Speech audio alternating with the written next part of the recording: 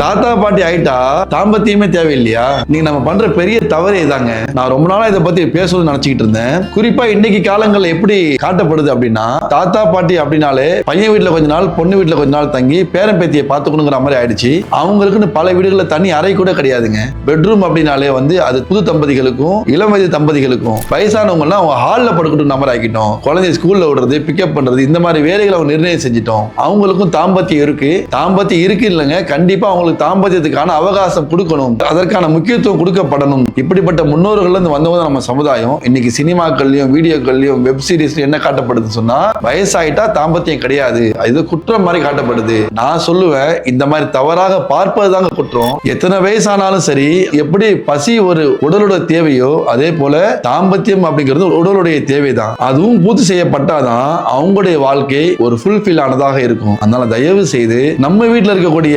வயதானவர்களை தவறான கண்ணோட்டத்தில் பார்க்காம அவங்களுக்கு ஒரு ஸ்பேஸ் கொடுங்க.